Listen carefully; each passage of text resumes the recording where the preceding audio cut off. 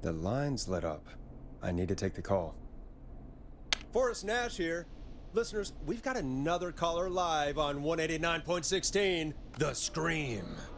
What's on your mind, caller? Hey, Forrest. I just wanted to phone in and say that I think I speak for everyone when I say that you're providing a real service for Gallows Creek tonight. It's cool what you're doing, man.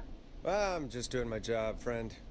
Anyway, tell me about yourself. What's your name? Are you keeping safe tonight? Yeah, man, I'm good, thanks. I'm at my roller rink, trying to get everything ready for the Harvest Festival tomorrow. I had a guy from Starling Security here earlier installing the Starling 4000 system, so I'm a little behind. As for my name, my friends call me Roller Ricky, and I now consider you a friend, my man.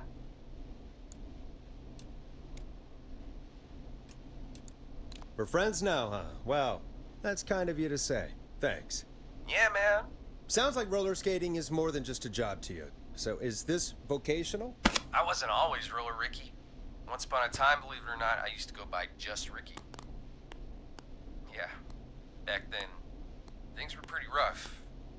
I used to roll with a bad crowd. Not all bad, but there was one guy. Anyway, some bad stuff went down. I harbored a lot of guilt for a long time. I turned to the bottle. I didn't really talk about it or even know how to talk. It's just how it was. That bottle took the best years of my life. Or so I thought. It's never too late, Roller Ricky. How did you turn things around? I joined a support group. I opened up about my problems, and sharing that burden just took so much weight off. It's a long story from there, but I found roller disco. I learned how to have fun again, cutting loose and making shapes. Now whenever I get down, I get down. I'm finally free from it all, man. It's important just to talk to somebody. That's the first step. Ain't that right, Max? Aw, hello, Max. Well, he certainly sounds like a good boy. Max is my emotional support dog. He's a rescue dog, but I always say he's the one that rescued me. He's the best dog a guy could ask for. Of course, the first thing I did was teach him how to skate. He's better than me now, a real pro. Max can skate? Yeah, man. At first they said it couldn't be done, and then they said it shouldn't be done. But Maxie loves the rink, man. Is that another train, Maxie? Maxie loves trains, man. He's even got that special how to greet them.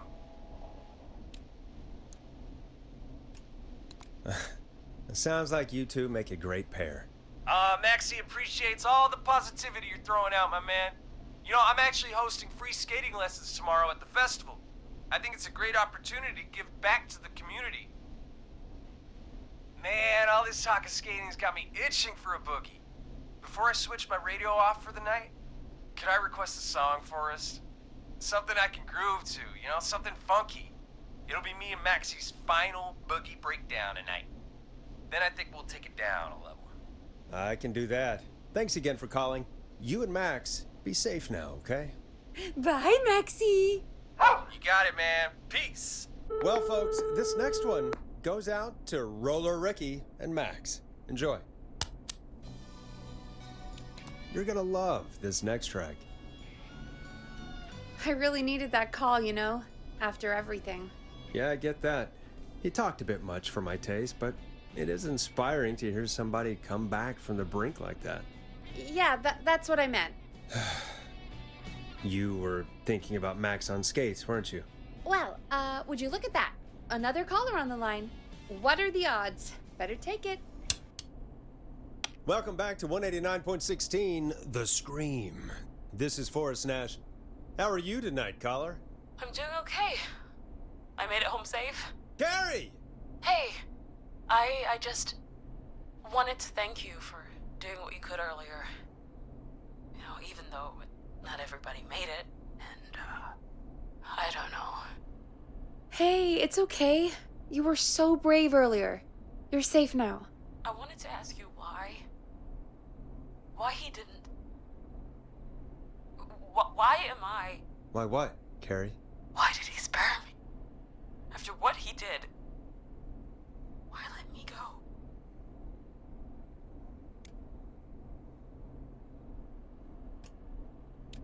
Maybe he only wanted to hurt the pranksters.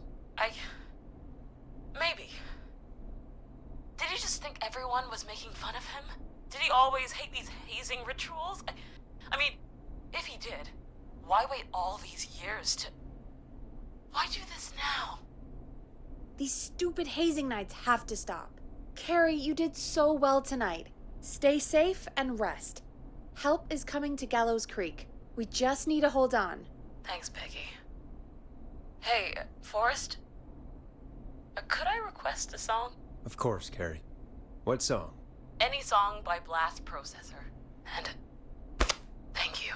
This next one goes out to Carrie.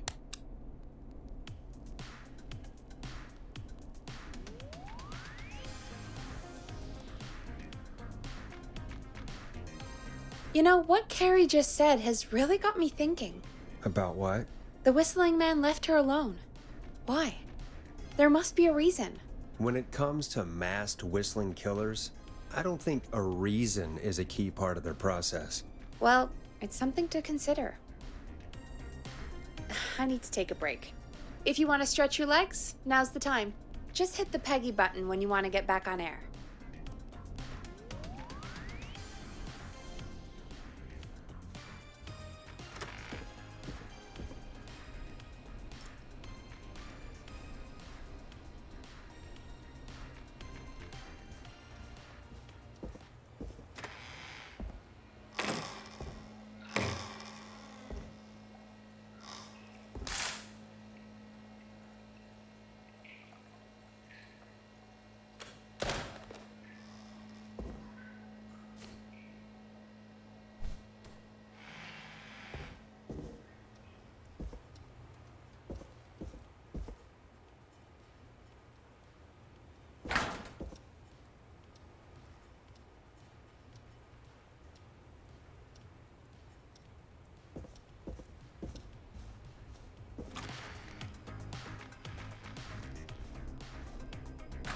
Let's get going, Peggy.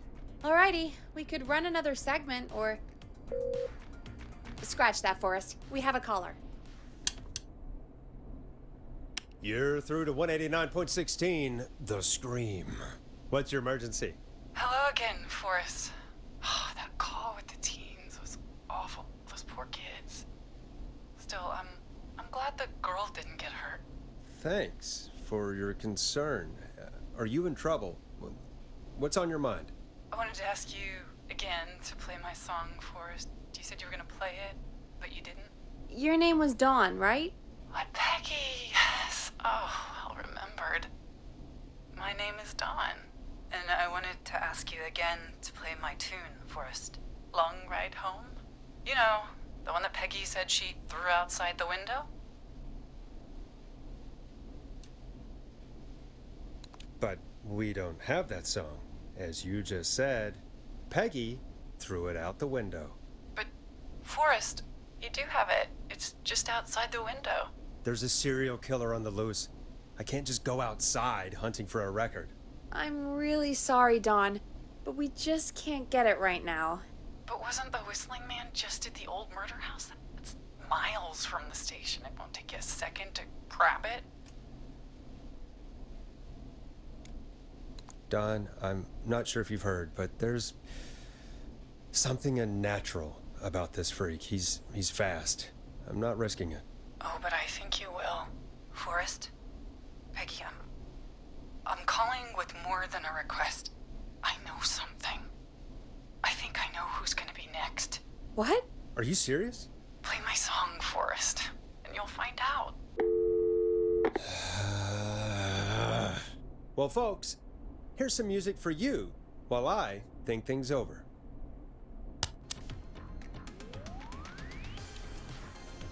Here comes one of my favorites. Is she serious, Peggy? She's serious about hearing that song, that's for sure. Peggy, I mean, is she serious about... I don't know, Forrest, but we don't really have a choice, do we? If she's telling the truth... Then why don't you go and get it? It's one of Reggie's KFAM regulations. I can't leave the booth while we're on air. Peggy. Just You can do it, okay? Fine. You're a good man, Forrest. I'll slide you the key to the fire door. Wait. Our fire door has to be unlocked? Yeah, You know, I never thought about it, but yeah. We should talk to Reggie about that later. Anyway, I'll hold the fort down while you're out. Maybe I'll even get a caller. That could be exciting. 189.16, The Scream. With me, Peggy.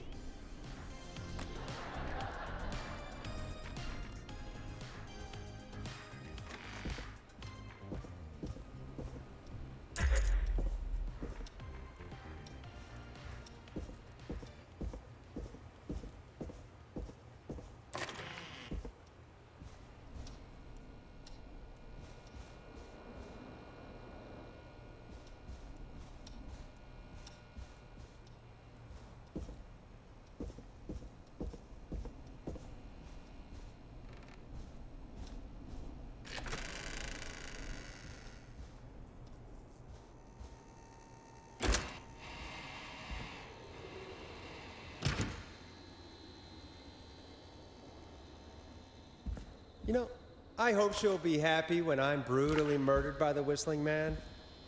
Out here, in the open, alone.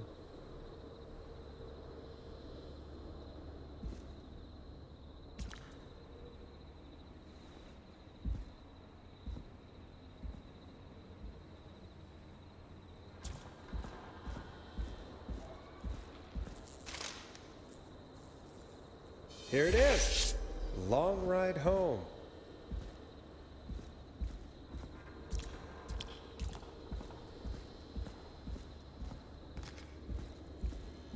Of course, it locks behind me. And of course the key doesn't work on this side. Fantastic.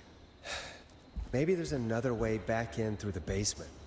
A door, elevator, or something.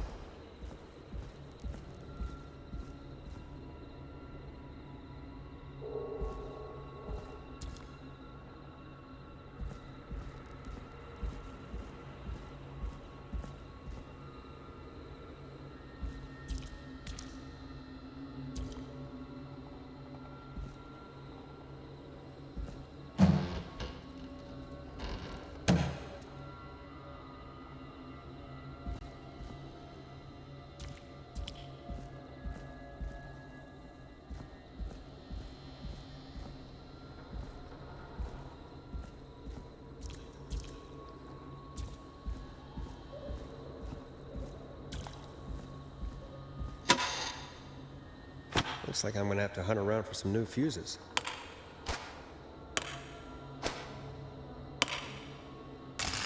Nah, that's not right. Do the fuses add up properly?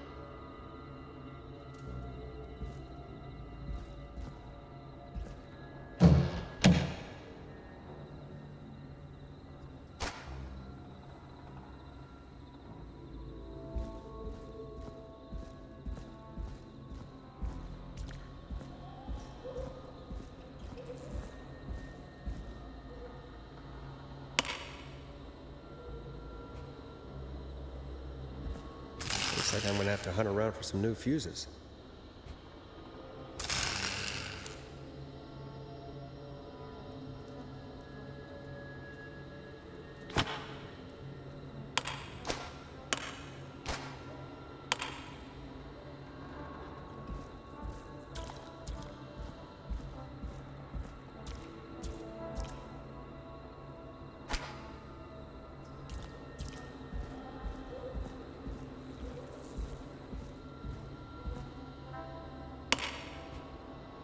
Bingo!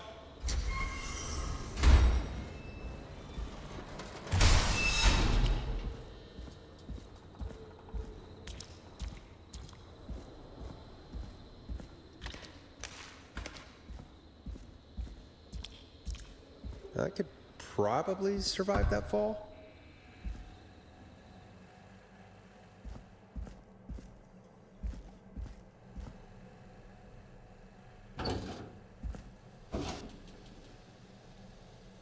Looks like the janitor's closet. What did Peggy say his name was? Clive?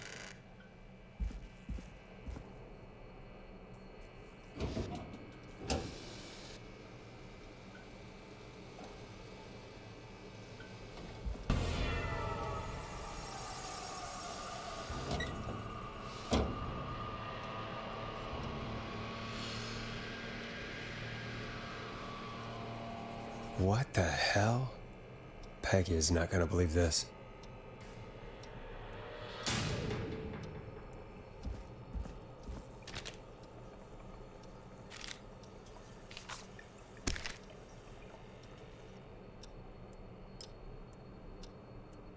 Huh, there's a key.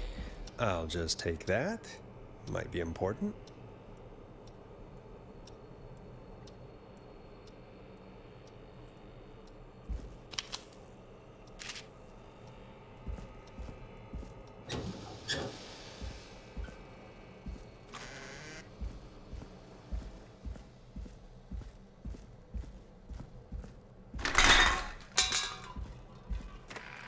I wonder how the show's going.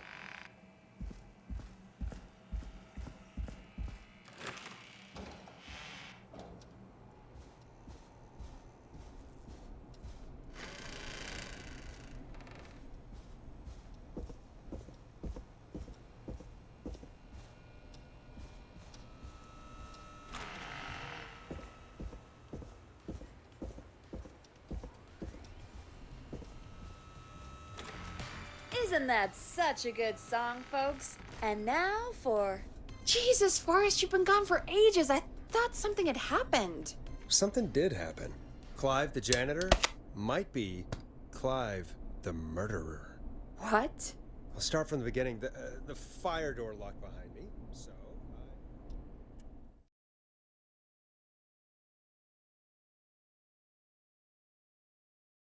Why did you heave that thing all the way up here?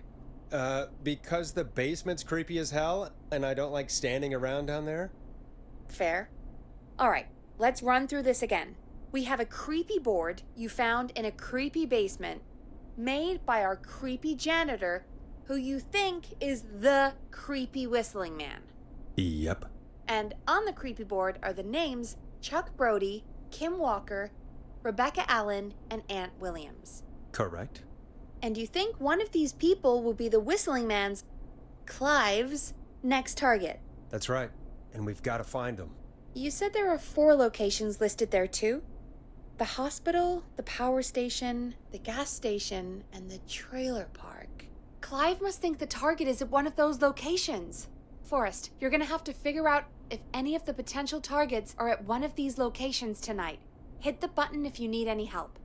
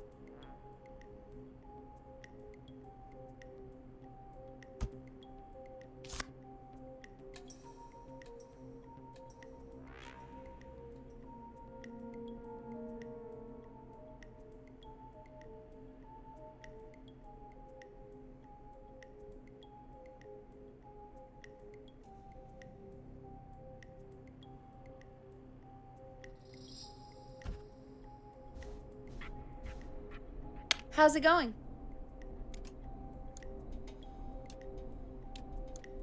I'm okay, thanks. Think I've almost got it. Good luck. How's it going? I'm ready, Peggy. Are you sure? We've only got one shot at this. Actually, give me a bit longer. How's it going? It's not going well. I could use some help. Okay, let's review the basics. We need to work out who the next target is. There's 4 locations, right? And 4 people. We need to figure out if anyone is at any of the 4 locations tonight. And if they are, we can call them and warn them. There must be some connections between the notes. That makes sense. Great. Need any more help?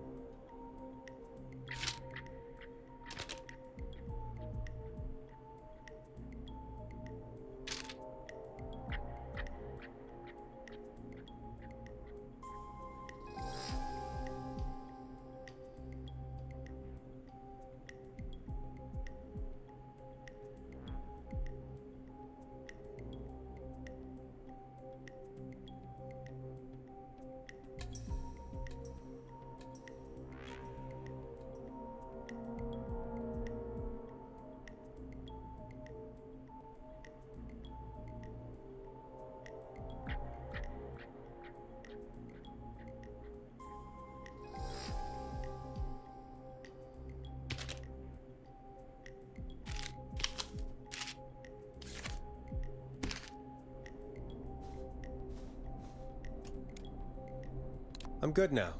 Thanks, Peggy. No problem. How's it going? I'm ready, Peggy. Are you sure? We've only got one shot at this.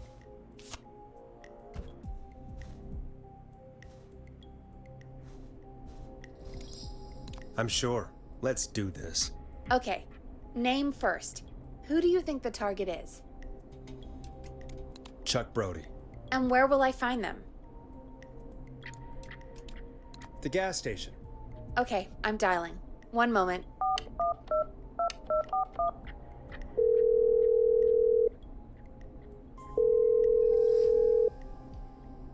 Hello?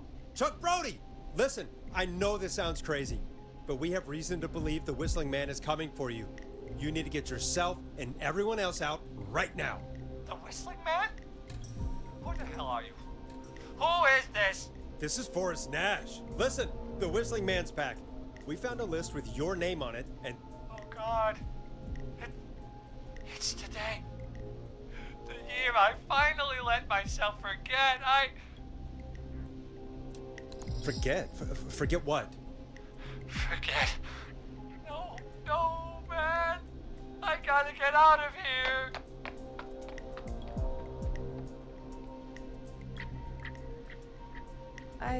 I think he ran off.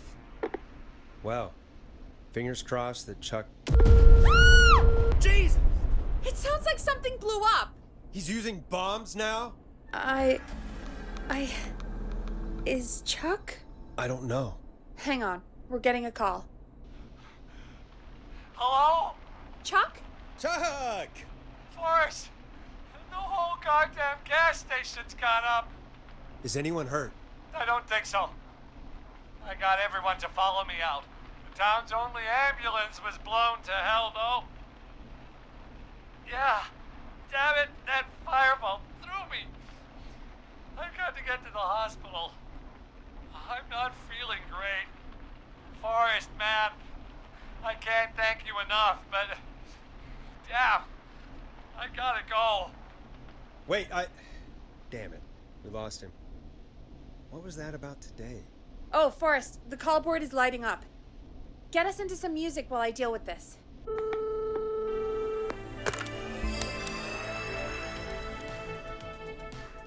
Here's some music while we regroup here on KFAM 189.16, The Scream.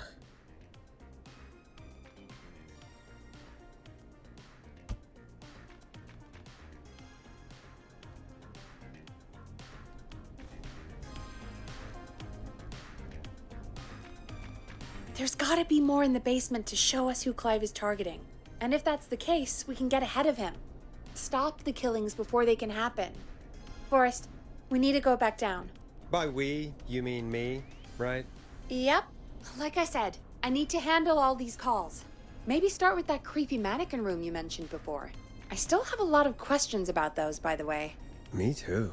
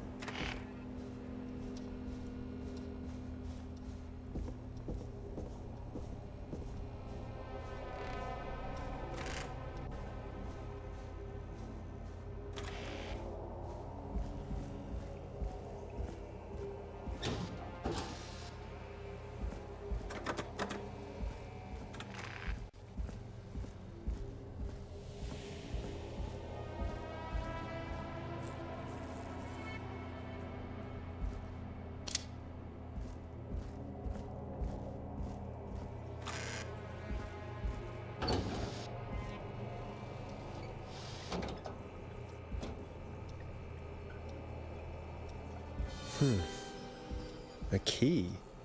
Was this always here? I must have missed it when I brought everything upstairs.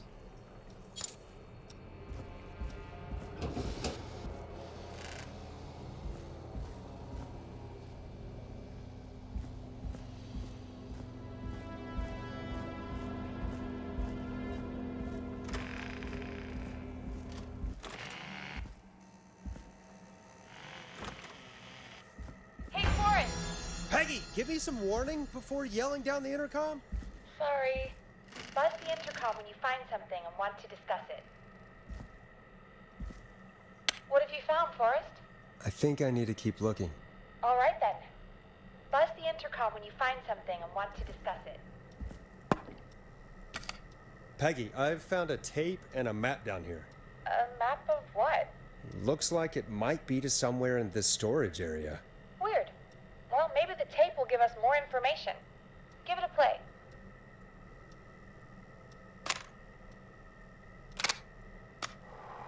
George Barrow, 1968. That's when this all began for me. Follow the maps, find the tapes. I'll be waiting. Wait, George Barrow? We all heard that he drowned after a night out drinking. Was it actually Clive? Has Clive really been the whistling man for that long? He says I need to follow the maps and find the tapes. I guess that's what this map is about. I think we need to see what else is hidden down here. Be careful, Forrest. Keep looking. Buzz the intercom when you found something.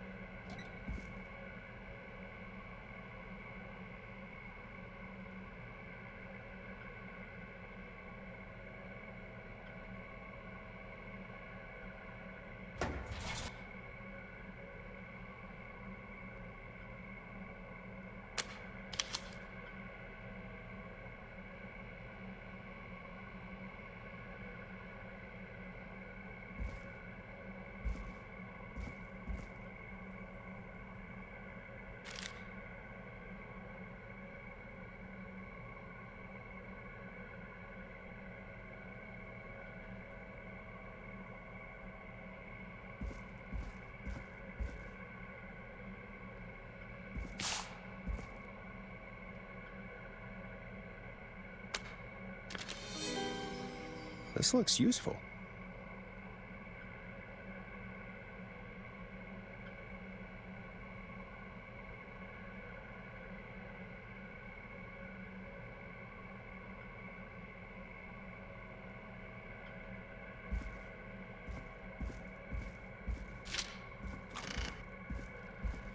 What have you found, Forrest? I found a police report. Mentions a friend from earlier, Sandra Sharp. Sandra. The jazz runner? That's right. She found George's body washed up at the reservoir. The reservoir? Yeah? What's strange about that? How did it wash up at the reservoir? What do you mean? Reservoirs don't have tides. But that's what the police report said. It's not possible, though. I did a school project on reservoirs and got an A. But, yeah, not important right now. The important thing is that it doesn't make sense. What are you suggesting then? That the body was originally found somewhere other than what the report suggests? That the sheriff tried to cover it up, but accidentally let something slip? Something like that. I think. Well, Sheriff Matthews wrote the report. If he hadn't been eviscerated, we could have asked him. And Sandra didn't make it either. Do you think you found everything, Forrest? I think there's gotta be more down here. I need to find all the tapes. You think so? How much did Clive hide down there? Well, if there are more tapes, then there must be more maps to follow, right? That seems to be the case. All right then. Buzz the intercom when you find something and want to discuss it.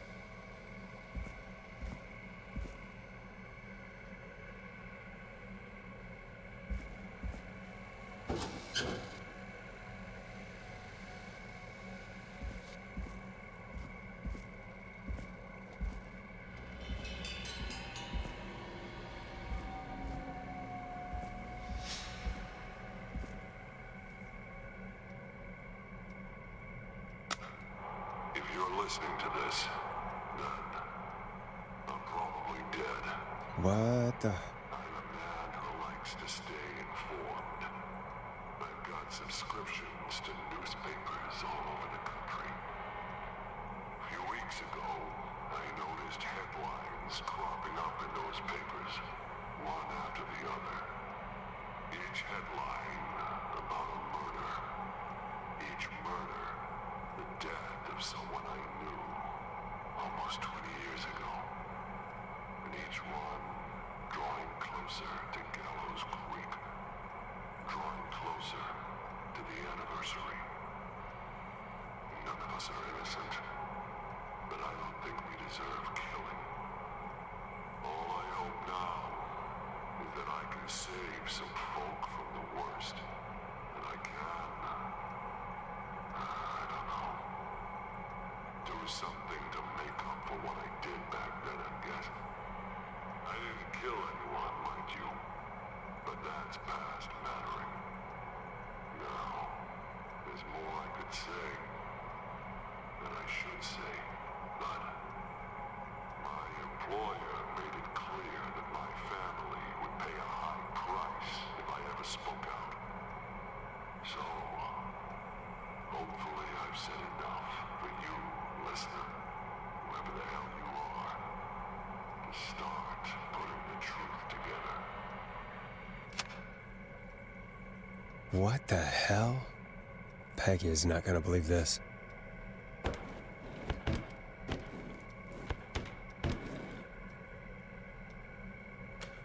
Ooh, a new vinyl for my collection.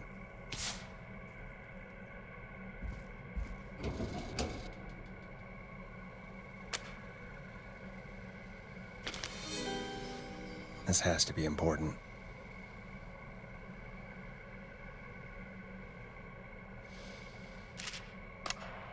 It is the coroner coroner's opinion that the subject likely feared for his life and was chased, resulting in a fall from a height into a body of water where he hit his head, was knocked out, and drowned. Following that, he was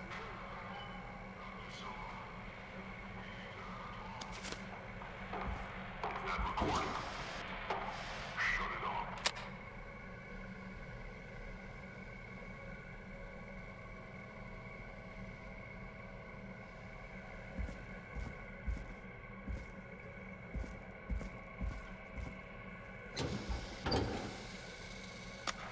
Additionally, there appears to be a post-mortem injury to the arm. It looks like it was trapped in a car door.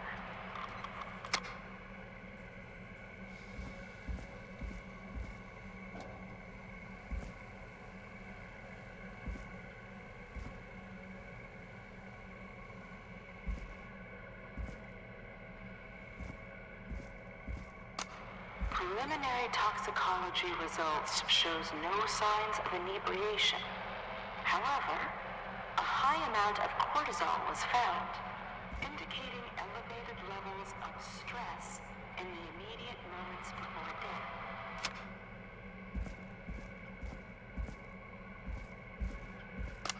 Small lacerations to arms, legs, and face, typically obtained by running through foliage. Severe blistering to the feet, as though the deceased had been running without stopping.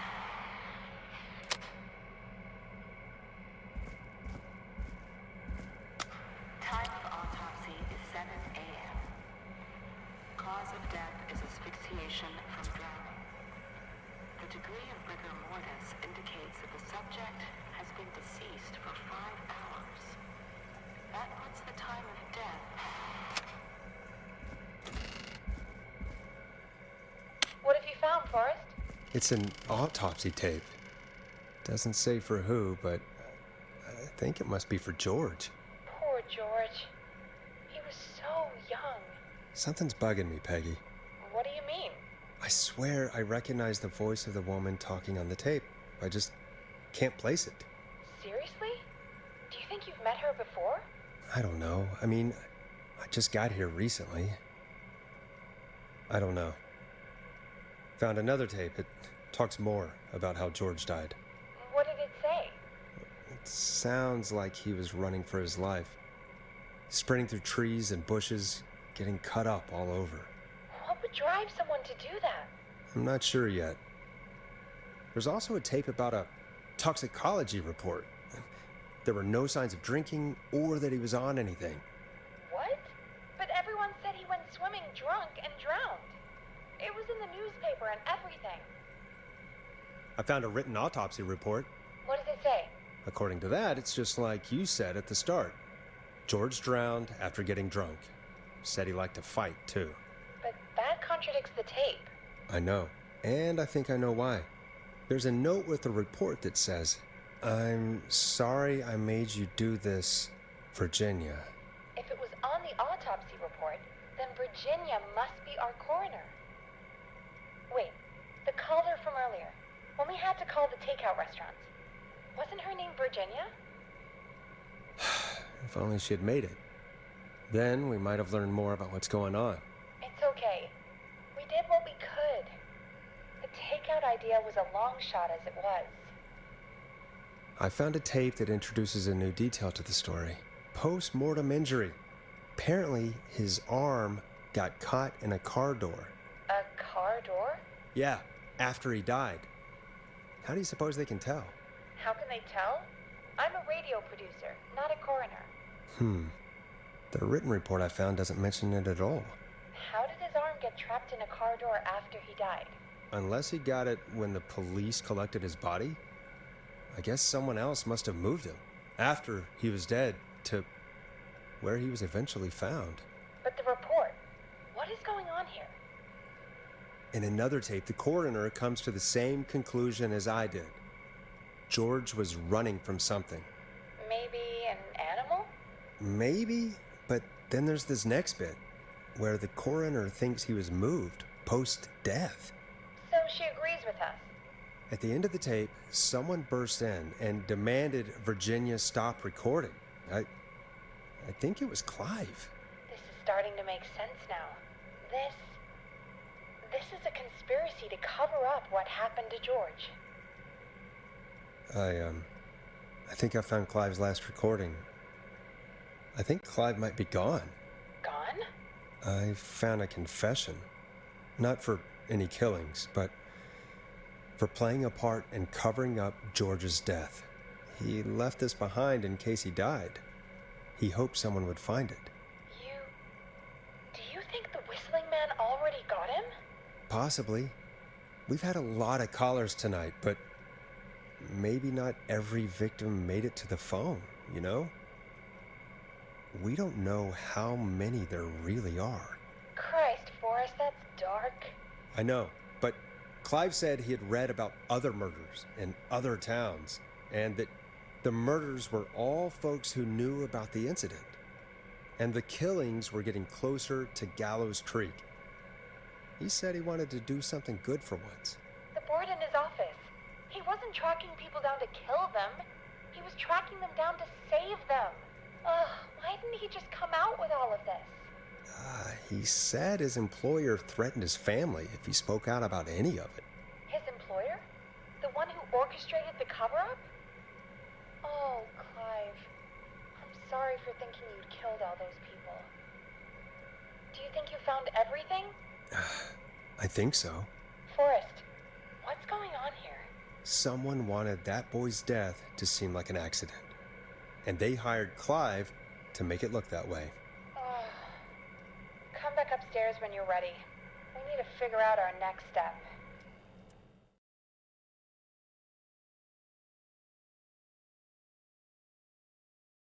Thank God you're back, Forrest.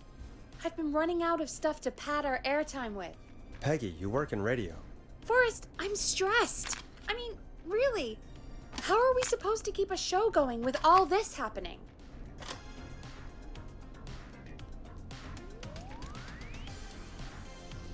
This is our job, Peggy. We gotta do it. You're right. So, what's the plan now? If only Sandra had made it. We could have talked to her, too. I'm sorry we didn't save her. It's not your fault. Looks like we've got a call coming in. Welcome to 189.16 The Scream, with me, your host, Forrest Nash. Hi, Forrest. I know this is really out of the blue with everything happening tonight. But I wondered if you could send a special birthday message to my uncle. You know what? I'd welcome a change of pace. I'd be glad to. Thank you, Forrest. He's my Uncle Ronnie. His first name's Peter, but he never liked his name. But since he always had salt and pepper hair, even as a kid, can you believe it? Folks always called him Pepper. Thanks for the history lesson. Is there anything besides happy birthday you would like to say to Mr. Pepper? Oh my God damn it! Yes! Tell him he can get the best birthday deals and party packages here at Putney's Pizza. Starting at You son of a bitch! Stop calling us! Sorry, Forrest. Let's just move on. We've already got another caller on the line. This is 189.16 The Scream. I'm Forrest Nash. You're on the air, caller.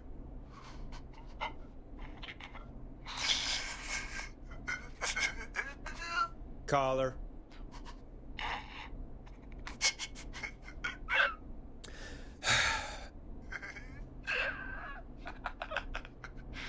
Ponty. Ponty's Pizza always delivers. Come rain or sleet or whistling man, we'll be there.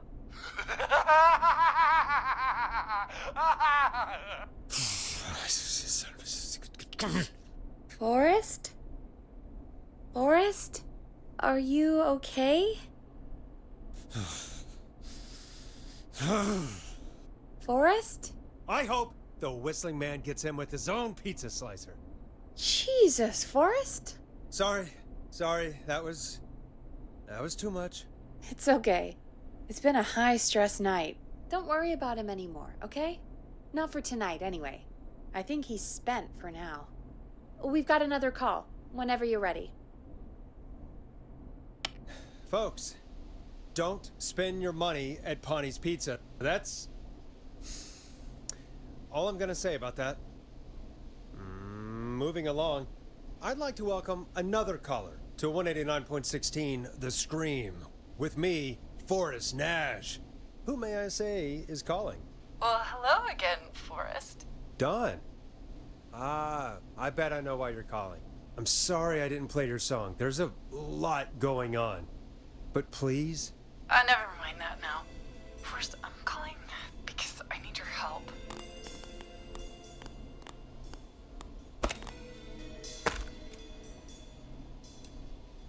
Are you in danger? I sure am. Do you mean Yes, he's after me now. you? I think so. He must have heard me on the radio helping you. Helping? You didn't exactly help. Maybe I've been helping more than you know. I was out following a lead, trying to work out who would be next, after Chuck. And what happened? And I started to feel like I was being followed. I came back to my apartment building, but this newfangled security system has me locked out. I need you to help me get inside. Can a neighbor let you in? I only moved in last week. I don't know anybody yet. There's not even a buzzer here, only the keypad for the entry code. I need that code to get inside. Which apartment block do you live in? Maybe one of our listeners lives there too. It's the new Woodside apartment building between the town hall and the trailer park. But I doubt any of your listeners live there. I don't have many neighbors. Sounds like a prime piece of real estate. The sound really carries at night. Shit.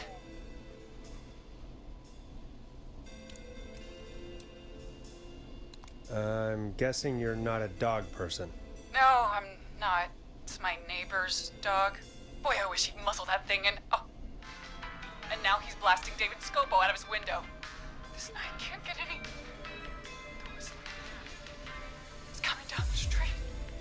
I don't think he's seen me yet. Forrest, please. I need your help. I need the code for that security system, or I'm gonna die. What's the name of the security system?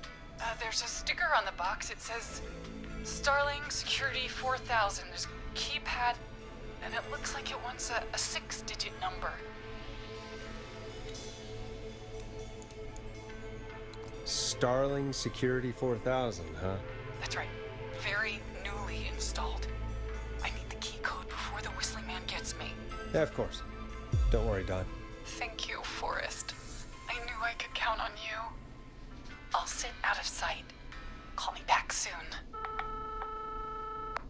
All right, folks. Here's a little tune for you all to enjoy while I try to break Dawn into her apartment.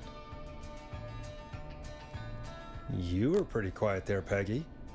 Forrest, was it just me, or was there something... Yeah, it wasn't just you. Something was weird about that. Yeah, well, tell you what, we have a Starling 4000 or whatever here at KFAM. Clive bought one for the station. Maybe we can find something to help. Well, I'm not sure who, but to help someone.